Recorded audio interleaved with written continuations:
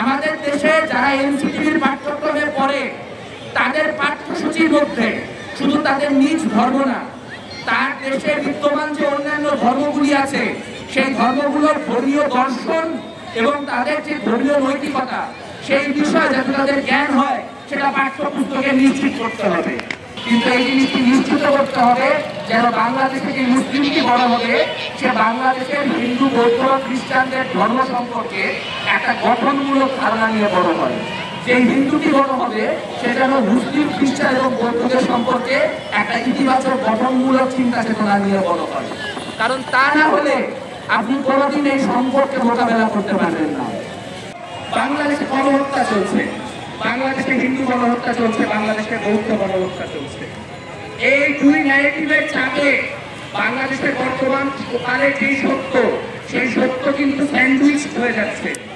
সে এমন একটা পরিস্থিতিতে পড়ছে যে হয় মানুষকে শুনতে হবে যে আমাদের দেশটা স্বপ্নপুরী, এখানে কোনো গন্ডগোল নেই, অথবা মানুষকে বলতে হবে আমাদের দেশে গণহত্যা হয়ে যাচ্ছে। কিন্তু আপনারা জানেন যে বাংলাদেশের যে স্বাভাবিক বাস্তবতা তা এত সরল নয়। বাংলাদেশে নানামুখী সাম্প্রদায়িক সংকট রয়েছে, তা অস্বীকার করে নতুন বাংলাদেশ গড়া সম্ভব না। কিন্তু যে সাম্প্রদায়িক সংকট রয়েছে তা দূর করার ক্যাপাসিটি বা সামর্থ্য বাংলাদেশের তরুণ প্রজন্মের রয়েছে। এখানে যে সংখ্যালঘু অধিকার আন্দোলনের আয়োজকরা তাকে আমি কুর্নিশ জানাতে চাই, কারণ তারা পুরাতন যে মেরুকরণের রাজনীতি সেই মেরুকরণের রাজনীতির বাইরে বের হয়ে নতুন করে নতুন ভাষায় নতুন আয়োজনের মধ্য দিয়ে এই যে সাম্প্রদায়িকতার প্রশ্ন তাকে ডিল করার বা তার মোকাবিলা করার চেষ্টা করছে।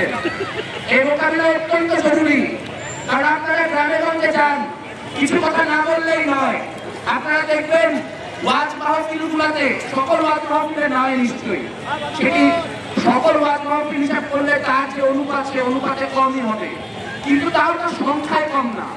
বহু ওয়াজ মাহফিলে এই পৌত্তলিকদের গালিগালাজ করার নাম করে হিন্দু ধর্ম বিষয়ে বা অন্যান্য ধর্ম বিষয়ে এমন অনেক বক্তব্য দেওয়া হয় যে বক্তব্য আপনি পৃথিবীর কোনো সভ্য দেশে দিতে পারবেন না। আপনার ধর্ম নিয়ে কথা বলার অধিকার আছে, আপনার ধর্মকে কত ভালো তা জনগণকে জানানোর অধিকার আছে, কিন্তু আপনি যখন অন্য ধর্ম বিষয়ক আলোচনা করবেন তখন আপনি এমন আলোচনা করতে পারেন না যা ওই ধর্মের মানুষগুলিকে বিমানবিকীকরণের সামনে দাঁড় করাবে, যা ওই ধর্মের মানুষগুলিকে ডিহিউম্যানাইজ করবে। এই যে ডিহিউম্যানাইজেশনের প্রক্রিয়া, এই প্রক্রিয়া প্রত্যক্ষ সবসময় দেখা যায় না, কিন্তু ভেতরে ভেতরে এই জিনিস চলতে থাকে। এই ওয়াজ মাহফিলগুলি কেন্দ্র করে বা বিভিন্ন রকম প্রতিক্রিয়াশীল গোষ্ঠীগুলিকে কেন্দ্র করে বাংলাদেশের মুসলিম সম্প্রদায়ের একটি অত্যন্ত ক্ষুদ্র অংশের কাছ থেকে বারবার করে এরকম বিভিন্ন সাম্প্রদায়িক বয়ান আসে। সেই সাম্প্রদায়িক বয়ানের দ্বারা ট্রিগার্ড হয়ে বাংলাদেশের হিন্দু সম্প্রদায় থেকে একই রকম বা তার চেয়েও বেশি সাম্প্রদায়িক বক্তব্য মুসলিমদের প্রতি যায়, এবং এটা একটা সাইকেলের মতো, একটা চক্রের মতো সমাজের যে সংকট সেই সংকটকে আরো ঘনীভূত করে। এখান থেকে একটি সুনির্দিষ্ট আলোচনা করতে চাই। আমাদের দেশে যারা এনসিটিভির পাঠ্যক্রমে পড়ে তাদের পাঠ্যসূচির মধ্যে শুধু তাদের নিজ ধর্ম না, তার দেশে বিদ্যমান যে অন্যান্য ধর্মগুলি আছে সেই ধর্মগুলোর ধর্মীয় দর্শন এবং তাদের যে ধর্মীয় নৈতিকতা সেই বিষয়ে যাতে তাদের জ্ঞান হয় সেটা পাঠ্যপুস্তকে নিশ্চিত করতে হবে। কারণ তা না হলে আজকের যে 18, 20, 22, 25 বছর বয়সী ছেলেটি সে অন্য ধর্ম সম্পর্কে একমাত্র কথা শুনছে এমন ওয়াজগুলিতে, যে ওয়াজগুলিতে তার বিষয়ে বা তার ধর্ম বিষয়ে তার অন্য ধর্ম বিষয়ে সমানে নেতিবাচক কথা বলা হয়।